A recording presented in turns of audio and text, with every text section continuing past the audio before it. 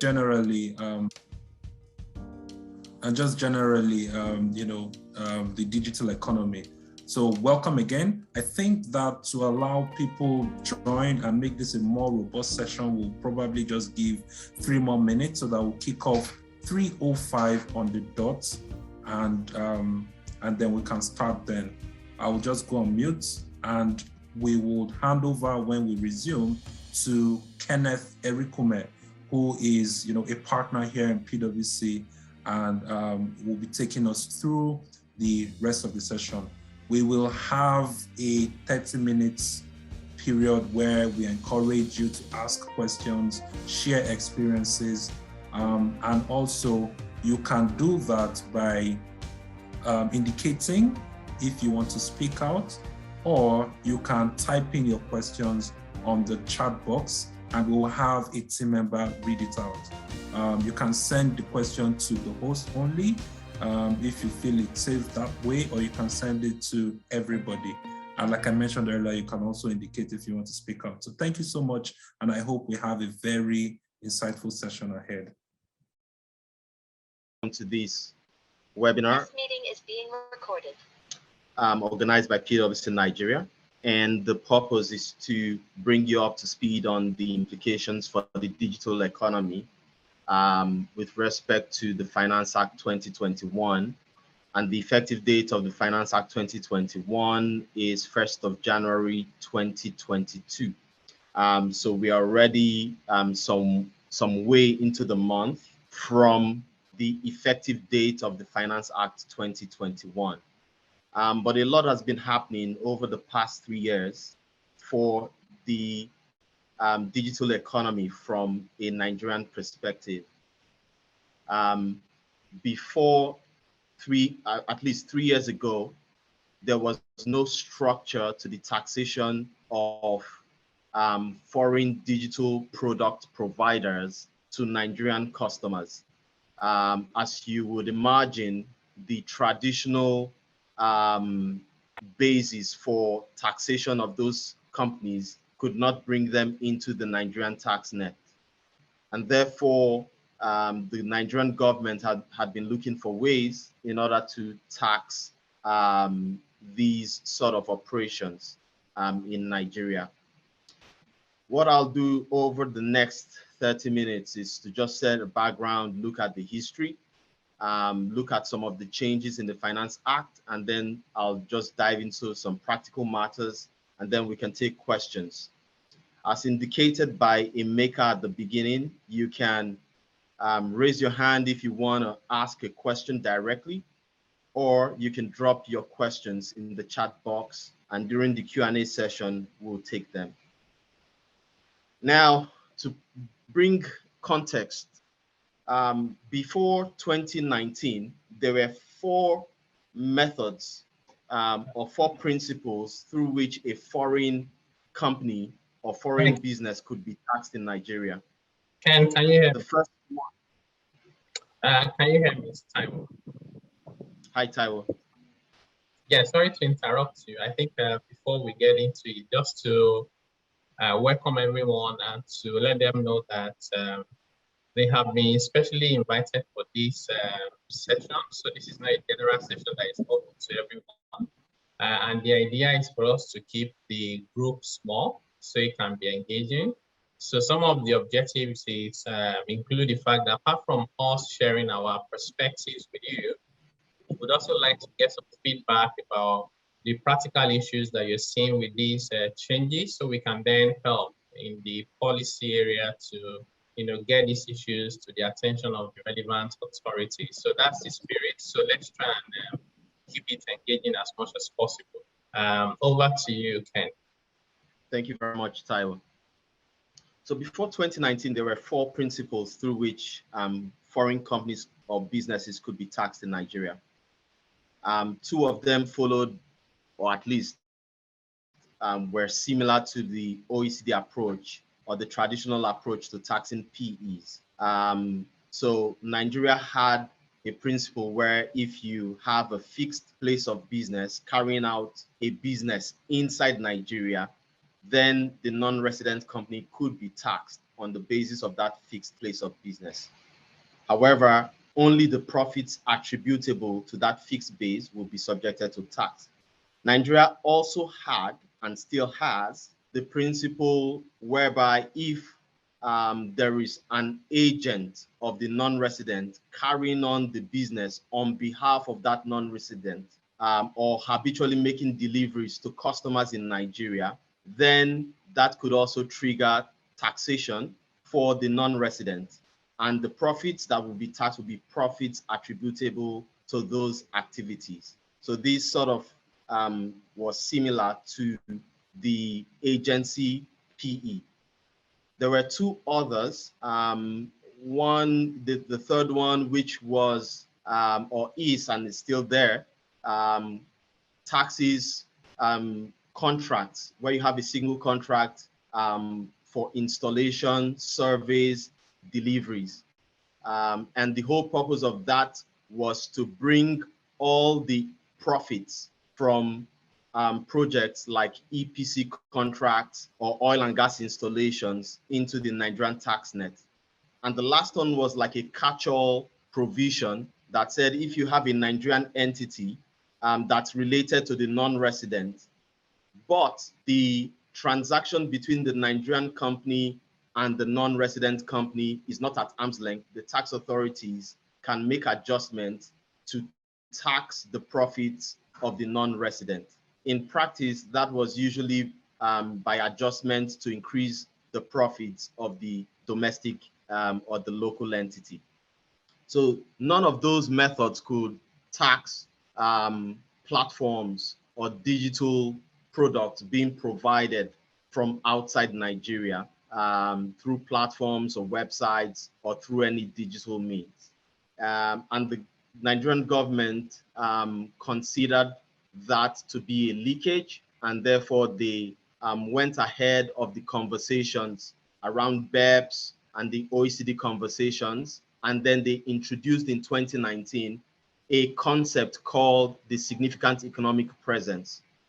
And the whole principle was that, you know, if you're providing digital products, services, or goods through a digital platform or through a digital means to Nigerian customers, then you could have a significant economic presence. But that significant economic presence had to be defined by the Minister of Finance. At the same time, in the Finance Act 2019, which got, became effective in 1st of January 2020, they also introduced a bit of clarification on reverse VAT. Now, in terms of the historical concept from a Nigerian perspective, a non-resident had to be carrying on business in Nigeria for that non-resident person to register for VAT and charge Nigerian VAT. So there had to be actual operations within Nigeria. But the tax authorities had historically challenged when services are being carried out or activities are being carried out outside Nigeria, trying to loop those transactions into the Nigerian VAT net. And this gave rise to two precedents, one with an oil and gas company that engaged a non-resident to carry out research in another African country. And despite the fact that, the foreign consulting company did not come into Nigeria to perform that research, it was actually carrying out the research for another market, the Nigerian tax authorities argued that it constituted carrying on business in Nigeria. Across the chain, the taxpayer won and then the FRS won. But the case was appealed up to the Court of Appeal. There was another one with an internet service provider where they were essentially connecting to the World Wide Web through transponders that received signals from a satellite. And the Nigerian tax authorities also argued that that constituted carrying on business in Nigeria. As you would imagine, the literal language of the law, carrying on business in Nigeria, presupposes that some physical activity has to be happening. That was not really addressed in 2019, even though the tax authorities saw it as a leakage, because from the principle in other countries, once the consumer of the service, the recipient of the service, is in the country, it would be considered as imported, and therefore VAT will be charged. So in order to address that controversy, in the Finance Act 2020, some things were introduced.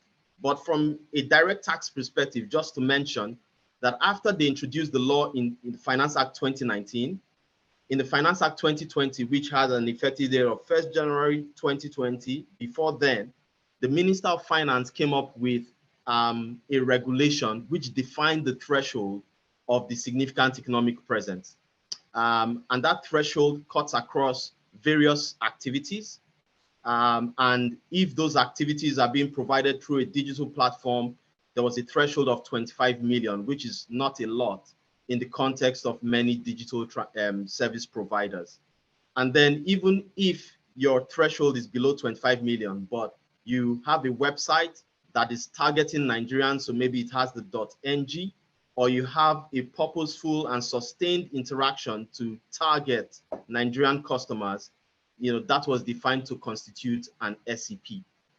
And so automatically, for every company that had a financial year end that occurred after February, when those regulations came out, they effectively had to file their returns based on these SEP rules. And still, there was no clarity around how to attribute profits to that SEP.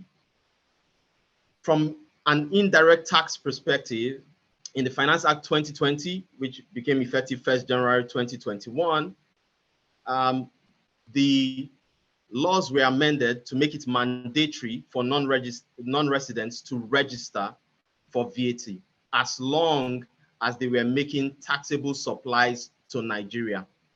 Now, this is strange because it didn't require a nexus from a Nigerian perspective for the non-residents to register and charge Nigerian VAT. The requirement was simply that, once you have a customer in Nigeria, which is a bit odd, then you have to register for Nigerian VAT, and then you have to charge Nigerian VAT. Of course, for many digital platforms, that would be a bit difficult. And the Nigerian tax law at the time required the Nigerian customer to withhold the VAT and remit it to the tax authorities. So while the law was amended to capture any supply to Nigeria, there was still a gap, because for B2C transactions, where supplies are being made directly to individuals, those individuals are not registered for VAT. And because the law said the customer is supposed to account for the VAT to the government, nothing would be remitted on those transactions. So the supply would be VATable, but there was no mechanism to collect or to remit. The tax authorities tried to plug that loophole with a circular, but there are established precedents from a Nigerian perspective that circulars are only an interpretation by the tax authorities, did not constitute law. So when there's an inconsistency with the law would prevail. And so, here we are, Finance Act 2021, effective date 1st January 2022. Now the tax authorities are seeing that there might be gaps from the Finance Act 2020, and they've tried to address them. Two of them is attribution, or one of them is the attribution of profits to an SEP, and the fact that there could be several methods of allocation. And then the other one was to deal with the issue of B2C. There is something I didn't mention that happened in 2020, which was the requirement for filing. So the non-residents or every taxpayer in Nigeria, from a corporate tax perspective, is supposed to file a return and also file their financial statements. One of the introduction in Finance Act 2020 was that the non-resident was supposed to file the financial statement of their home country.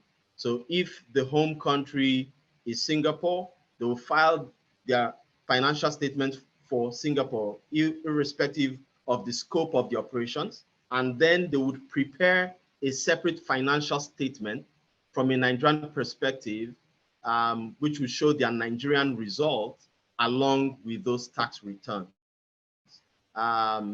without any guidance on how you attribute profits or how the Nigerian financial statements will be prepared. That Nigerian financial statement has to be certified by a Nigerian chartered accountant. So which invariably means there has to be some form of audit on those accounts. Now, what does the Finance Act 2021 really bring? One of the things it's trying to address is the lack of clarity around how you attribute profits to the significant economic presence, otherwise known as the SCP. As you would imagine, different companies had different bases of attributing profits. And perhaps, from the results seen by the government, the expectations around the revenue may not have crystallized. And therefore, they extended a rule, which is, in the Nigerian tax law, that says that the Nigerian tax authorities can assess a taxpayer on a fair and reasonable percentage of turnover to tax. They extended it to SCPs. Now, in many of the foreign press, you would have seen there that Nigeria introduced a 6% digital services tax. So it is not a DST in the traditional sense. And the Nigerian tax law, the Finance Act, did not say 6%. The Finance Act simply just allows the Nigerian tax authorities to assess the SCP on a fair and reasonable percentage of turnover. And that usually occurs in two conditions. Well, the most important condition is when the results presented by that company does not represent what the tax authorities would reasonably expect from that industry.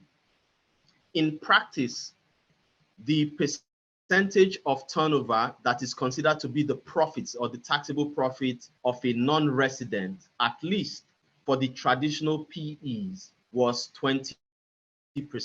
So the tax authorities will look at the turnover and say 20% of that turnover constitutes profit, and those profits should be taxed at 30%.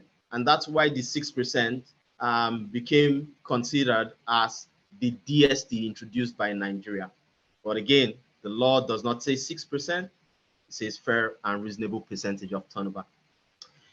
The other thing that obviously is on ground is that the non-resident company who supply taxable goods and services are required to register for VAT. And that has always been there, even last year. But now they've introduced a new thing which says the non-resident company is primarily responsible for collection and remittance of the VAT. So the responsibility for the remittance of the VAT is no longer on the customer. The primary obligation for remitting the VAT is imposed on the non-resident. And that is just a way to deal with the issue of B2C. Unfortunately, the way the laws have been worded is so expansive that it's not limited to digital services and it's not limited to B2C. So essentially, the non-resident digital product provider is required to collect 100% of the VAT from customers and account for it to the Nigerian tax authorities. It is only when the non-resident company does not collect the VAT, that is when the Nigerian customer has an obligation to remit the VAT to the government. I'll take the next 5 minutes or 10 minutes to touch on some practical matters. The first one is that there is still no clear guidance on attribution of profits. So in terms of possibilities, companies could determine what they consider to be fair. And that could mean they look at their global results and then say, well, the profits attributable to the SCP will be the proportion of their global results that they can, attribute to the Nigerian revenue. And that, would work out that if at the host or the home country, the digital service provider is loss making, they would attribute a loss to Nigeria. Another method would be to say, well, the SCP, you would attribute profits similar to what you do from a transfer pricing perspective to the functions, assets, and risks of the SCP. But considering that the SCP by itself has no functions, has no assets, has no risks, then the profits attributable would be close to zero. Another methodology could be that the SCP as a concept can only earn a profit similar to if they set up as a reseller in Nigeria. So what would that gross profit margin look like? And that would be what would be attributable to the SCP. As you can imagine, many companies filed on different bases. There is no consistency. Now, the basis for determining the right percentage for calculating deemed profit tax is also not resolved. So traditionally, the FRS would expect 6%, but then that could be challenged because the law says a fair and reasonable percentage of turnover. And if 20% is not fair, then that would lead to a dispute with the tax authorities. For VAT, a 25,000 Naira threshold was introduced in the FRS circular. So, the threshold from an indirect tax perspective and a direct tax perspective are not essentially aligned. And the FRS would expect that people still comply with their circular, even though that was not introduced into the language of the Finance Act. There is also increased focus on digital taxes and potential deployment of digital tools to monitor compliance. That was one of the introductions in the Finance Act 2020 that says the tax authorities can actually deploy technology for the purpose of monitoring and collecting VAT. And then Nigeria obviously has not signed up to Pillar 1 and Pillar 2 recommendations, which means that Nigeria would continue to apply these SCP concepts for the foreseeable future.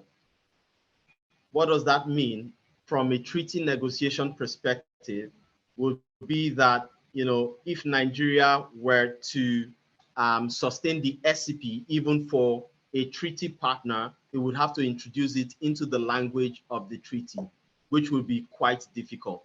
At the moment, the double taxation agreements that Nigeria has, in Article 5, defining what constitutes a permanent establishment, clearly an SCP would still fall out of the radar. So which effectively means that there will be some difference from a tax perspective between a digital service provider providing services from a treaty country where, even if it has an SCP, because it does not have a fixed place of business and does not have an agency PE, it would not be taxed. But providing services from a non-treaty country would effectively mean that company would have a corporate tax obligation. So those are some of the practical matters that have arisen from all of this. So the Finance Act provides a framework for regular updates to the tax law. One of the objectives is to promote a better business environment. But you would see that from a digital product perspective, the focus is around increasing government revenue. And operating a digital business, one of the things you would like to focus on is to enhance user experience and make it easy for your customers in Nigeria. Many times that objective may not align with some of the changes that are being brought by the Finance Act. So thank you very much. We'll take questions, we'll take contributions and answers. So I'll hand over now to Tomiwo to take us through the rest of the session. Thank you. Okay, thank you, Kenneth. And like we indicated initially, please feel free to raise your hands and we would unmute you to take any questions. For now, Kenneth, I'll just go through one of the questions that was dropped here, which is based on your experience with local companies, how do you think the FIRS would implement the use of third-party technology to automate the tax administration process for non-resident taxpayers? All right, thank you. Thank you, Toyosi, for that question. I think, first of all, the Nigerian tax authorities are still coming to terms with implementing digital tools or fiscal tools to monitor businesses of local companies. So we would expect that there will be some phases. The tax authorities will first of all come to grips with, implementing those tools from a local perspective with Nigerian companies before they take a next step to explore that with foreign companies. Now, what we have seen is that the Nigerian tax authorities do not have proprietary software to do this. So they engage foreign technical partners. They engage technical partners, local or foreign, to help them with the implementation of these. In terms of some of the challenges we've seen is that many times there is no compatibility between the fiscal tool the tax authorities wants to use and the software or ERP system of the Nigerian businesses. And therefore, we've seen sometimes that the technical partner would ask for some add-ons or some upgrades on the ERP system or the software of the taxpayer and would want to charge a cost. And we've also seen an instance where they ask for an annual license fee. Now, what the law says is that the tax authorities can deploy. So I think from a cost perspective, it is clear that what you need to do is to present your software as is, and any upgrades and costs regarding upgrades has to be dealt with by the tax authorities. Now, one of the challenges the tax authorities will have when it comes to the foreign digital service providers is how do you determine the customers, the revenue relating to Nigerian customers. And that would, I think to a large extent, they'll be relying on the disclosures that are made by the foreign companies, because it will be quite difficult for them to deploy software that would then read the solution of the foreign service provider, read the IP address of the customer, or and so on and so forth. So those are some of the challenges which I foresee with, based on my experience with them trying to do this at a Nigerian company level, and then they try to extend it to foreign businesses. Okay, so we have some more questions in the chat box, but I think for now we should let Rachel speak. She has her hands raised. Abraham, please, can you unmute? Hi, yeah, it was just to ask, just in terms of the SEP and the treaty point that you mentioned, are you seeing so far that the authorities are seeming to respect the treaties? So for instance, if there are businesses in treaty countries, they're not expecting the SEP filings and they're actually keeping to that? Okay, good question. Thanks, Rachel, for that question. I think the first thing is that we've engaged the Nigerian tax authorities when they were trying to come to terms with the digital economy. We had a robust engagement with them. From the perspective of the officers of the tax authorities who are on ground and having to enforce and to administer this provision of the law, they are all in alignment that the treaty provides sufficient override of the SEP provisions. And for several reasons, from a technical perspective, the treaties in Nigeria have equal force of law as, a normal act, because the Constitution provides the foundation of treaties.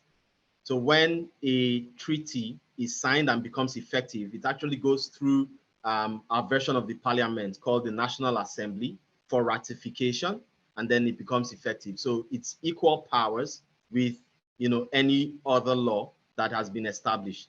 Within the Companies Income Tax Act, in addition to this, the Companies Income Tax Act also has a section 45, that actually says that when there is a treaty between Nigeria and a foreign state, that the provisions of this act will be read to give effect to the treaty. So I think from a technical perspective, it's clear. And then from the officers of the tax authority, they understand that. What the tax authorities do in future, I can't predict, but I'm sure that they understand, that the treaty should override. I think another point is that, the tax authorities at the moment, the enforcement infrastructure for non-residents is weak, even locally, because in Nigeria, audits are carried on every single company that exists. Once you're a Nigerian company and you have operations, the Nigerian tax authorities will carry out an audit. So there's a limitation of, that brings in terms of resources. And therefore, I do not see them from a practical perspective, looking into this immediately. And at least I think they would struggle to do so because of capacity challenges. So I think in the end, both from a technical perspective and from a pragmatic perspective, I think they would most likely honor the treaty. But we're not seeing them challenging it for now. Thank you, Kenneth. Denike also has her hands raised. We'll take Denike's question and then go back to the chat box.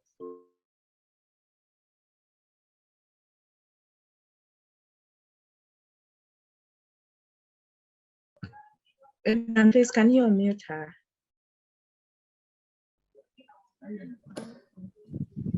Denike, you can unmute. Okay. Yeah. Okay. Yeah. Thanks. So Kenneth, I had a follow-up question on the tax deployment tool that the FRS is planning to use, particularly when you look at foreign vendors who might be working for multiple clients, but maybe at a specific client level, they don't have that sufficient, economic transaction. But on the aggregate, they could be doing what would qualify as a significant economic presence in Nigeria. Do you see the FRS, collecting? I mean, because we see this already from audits anyways, where they're asking you to separate your foreign vendors, transactions with foreign vendors from local vendors. Do you see them using that data to then potentially reach out to vendors, or if they are unable to contact those vendors, then place compliance obligations on the the Nigerian customer that is receiving service? Thanks, Denike. I think what as you would imagine, what you would expect would be that already the Nigerian tax authorities would, based on the law, there is already a compliance obligation on the Nigerian company with regards to B2B. Because once there's an SCP, automatically it means that the profits of that company is accessible to tax in Nigeria. And based on Section 81 of the Companies Income Tax Act, you know, as long as the income is accessible to tax, you know, withholding tax can be taken from payments. And that's where the withholding tax regulations came up from. So already the tax authorities will be expecting that there'll be a deduction of withholding tax when payments are being made by a local company to a foreign vendor. And this will be irrespective of the threshold. As you can imagine, as a Nigerian business, you cannot determine whether the foreign vendor meets the threshold. So you would have to deduct withholding tax anyway. I think the other thing around monitoring, so can they aggregate and look at all the transactions? I doubt they can use a fiscal tool that would aggregate all of the transactions with company A, company B, company C. But the easiest way to then go about it, if withholding tax has been taken from the payment, will be to aggregate the withholding tax and use that to extrapolate the revenues of those foreign companies. I believe that the tax authorities could and would do that.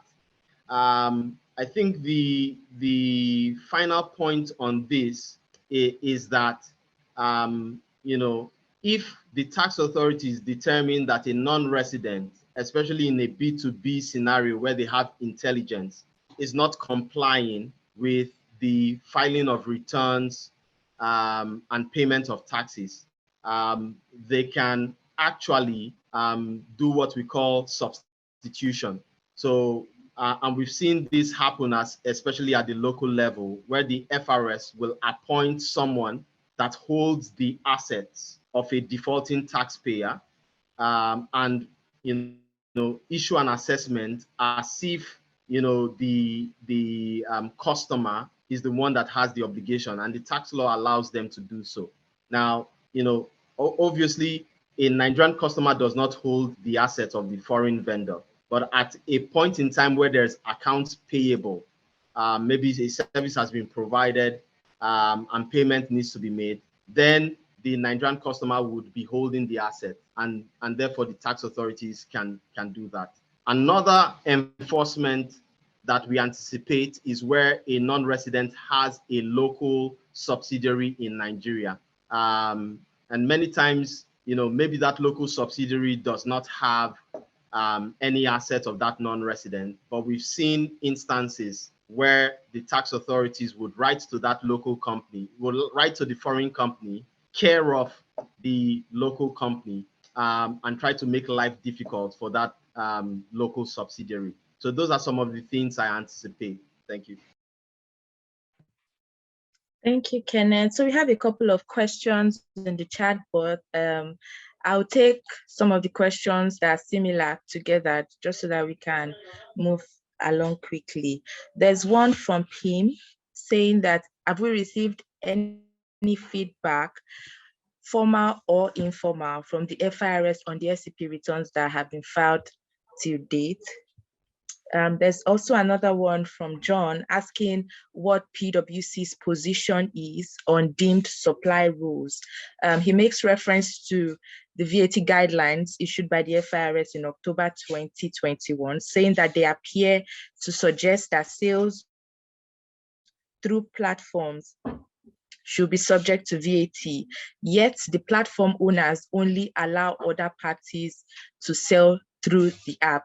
So I think he's saying that the platform owners may not be making sales, but just allowing the other third parties to sell through the app. Yeah.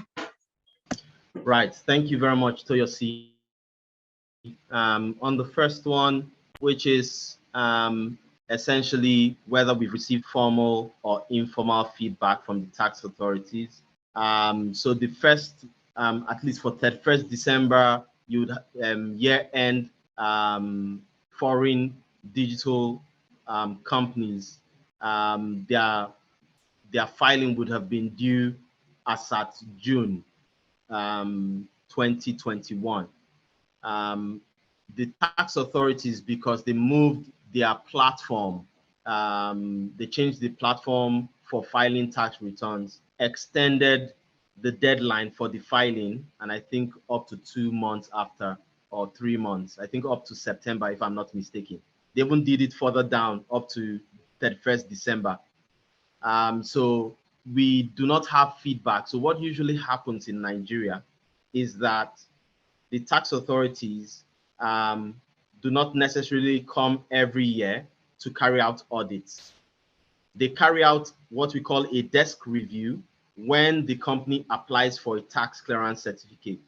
For many digital companies providing services to Nigerian customers, the tax clearance certificate is not required because they're not carrying on business in Nigeria. They do not need local licenses. They do not need to import. They do not need to do anything that will require a tax clearance certificate.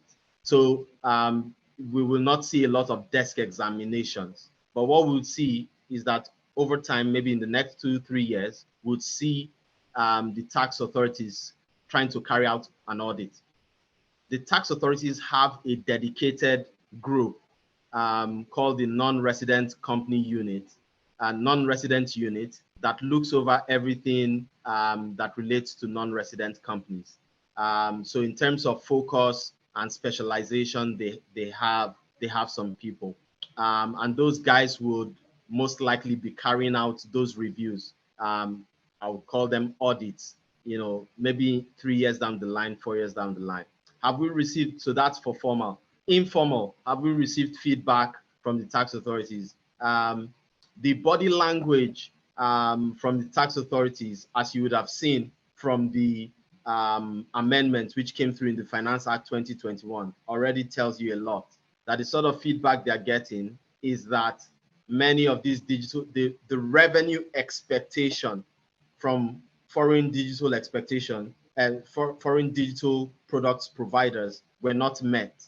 And therefore, amendments have gone through again to see how they can extend coverage and bring those companies more into scope.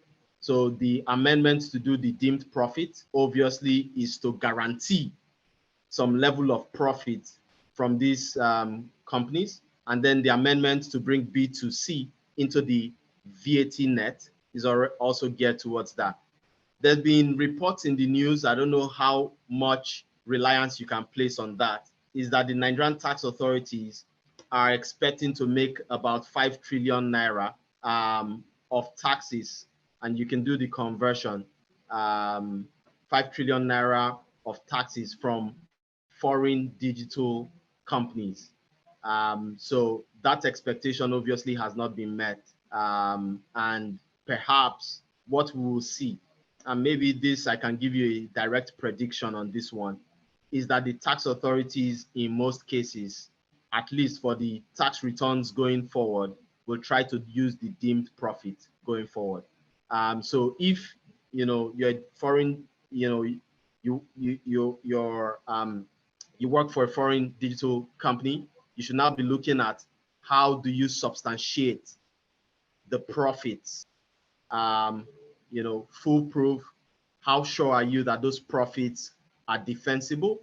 And two, to ensure that you have all the documentation to demonstrate that what you have declared is fair and reasonable. And if things go to litigation, that would be the saving grace.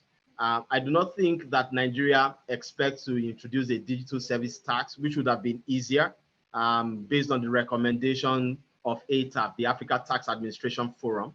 It would have been easier for them to have just done a 1% to 3% DST, but they haven't done that. But what we would expect is a lot of dispute coming from this. And then, sorry, Toyosi, I missed the other question from Paul.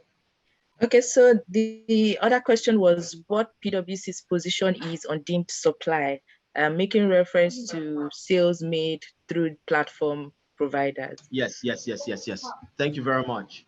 So there's no deeming provision in the VAT Act. So the tax authorities cannot deem the supply made. So for example, if I pick a ride-hailing platform as an example, the ride-hailing platform provides the service to the drivers. and then the drivers provide the transport service to the customers. The platform will earn a commission from the drivers. So the drivers have a separate vatable supply to the customers.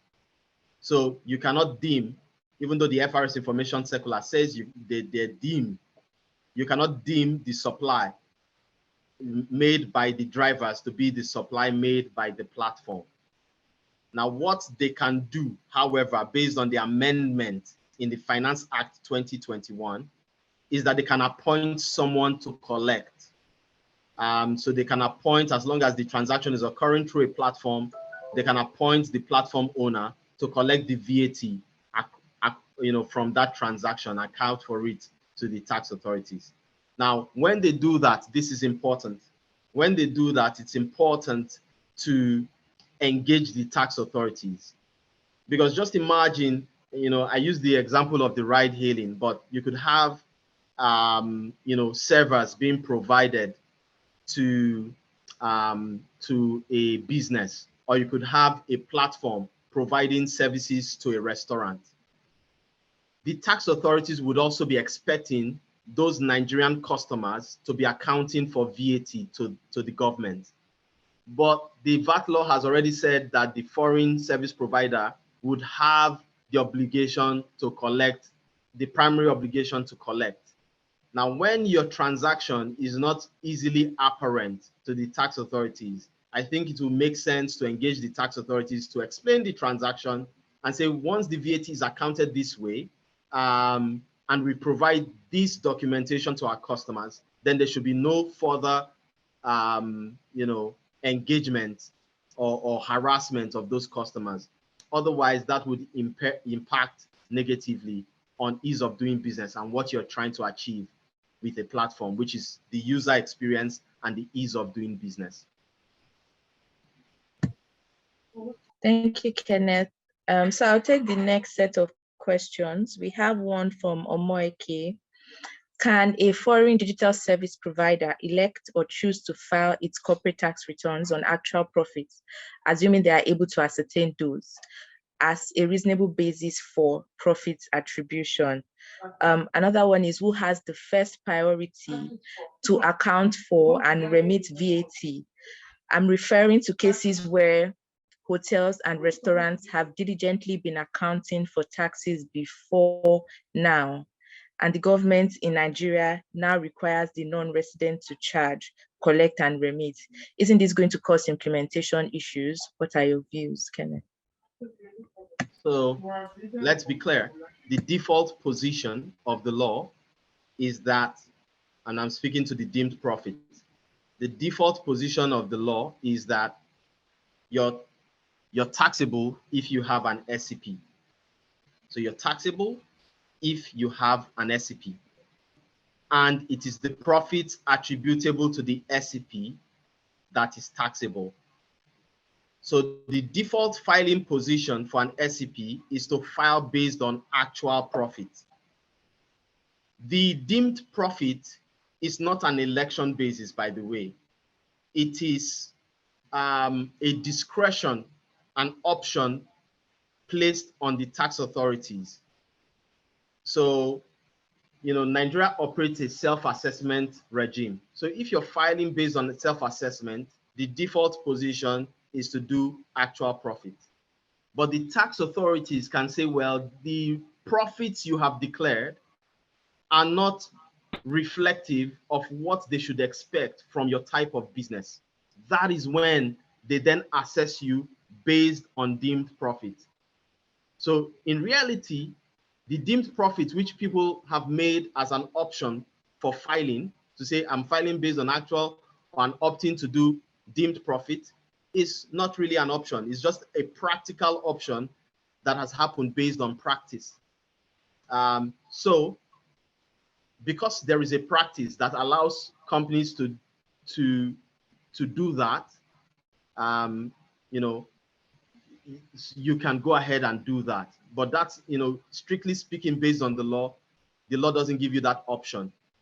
But the tax authorities can do that. But, based on practice, companies then use the deemed profit, and the tax authorities accept it. So that has evolved based on practice.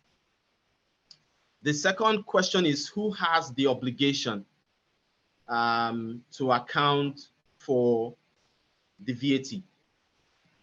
For historic, the obligation for VAT is the Nigerian customer, whether it is an individual customer or a business customer.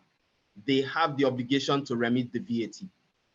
So even if you went back into history to charge VAT, it will still not be collectible because the individual is not VAT registered and cannot remit. It is only where it's a business, the business would have already remitted. So the foreign company would have zero obligation, irrespective of the FRS information circular. Now, from Finance Act 2021, the primary obligation is now placed on the non-resident. And it is only when the non-resident does not collect the VAT, that is when the Nigerian customer, like the hotel, is supposed to then go and remit the VAT. I'm sure you've seen the obvious problem. When the Nigerian tax authorities operate, they operate robustly and as extensively as possible to collect tax. And we've seen instances of double dipping. So if we look at the Withholding Tax Rule in Nigeria, where the tax law says the person making the payment should deduct withholding tax, but the withholding tax can be used as a credit by the vendor. The Nigerian tax authorities essentially go after the person making the payments to collect the withholding tax, and still goes after the person that has the income tax obligation and say, well, you don't have credit notes, which the tax authorities were supposed to issue, and then they say you have to pay the balance. Now, what that means from a practical perspective is that we'll see the tax authorities going after the non-resident and could potentially go after the Nigerian customer, which is why I said it's important that we agree the principle with the tax authorities, so that once the remittance has been done by the non-resident, the necessary documentation is provided to the Nigerian customer, there will be no further action on the Nigerian customer. That will be the best way to make it easy to do business in Nigeria. And that's what we advocate for in PwC. All right, thank you, Kenneth. So this next question is threefold. The first two parts of it are trying to clarify if these scenarios will create an SCP, a digital SCP. So the first one is, if I provide consulting services remotely and send an email containing my findings for use by a Nigerian company, is that an SCP? The second one is, if I remotely configure and upgrade assets that are physically located in Nigeria, will that create an SCP?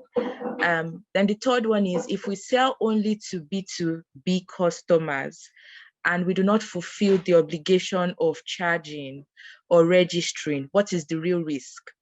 Is the risk only non-compliance?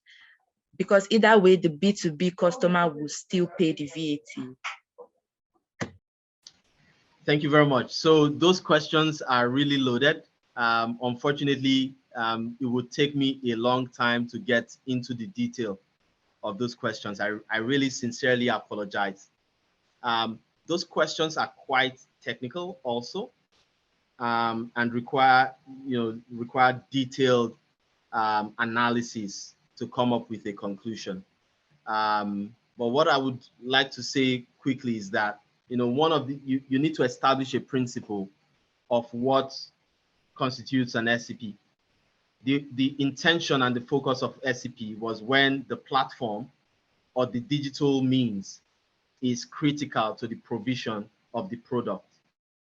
Not when, in terms of the flavor of that product, what the person is looking for, the outcome of what the person is looking for can be done through any other means.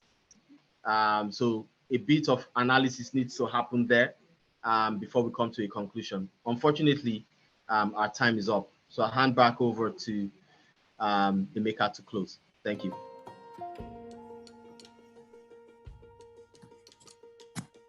All right, thank you so much, Kenneth. Thank you so much, everybody, for joining. We're really grateful, and we appreciate the questions and contributions. If you have any further questions, please, you can reach out to us via the emails and the invite links that we shared. Like I mentioned earlier, this is the first in a series of webinars on the Finance Act. We have sent others that will be holding tomorrow, Friday, and Monday next week. That will be covering the financial services space, the manufacturing space, consumer and industrial products, and also the oil and gas and energies space. So please come back 10 a.m. tomorrow and on the subsequent days for the rest of the series. Enjoy the rest of your evening or your morning.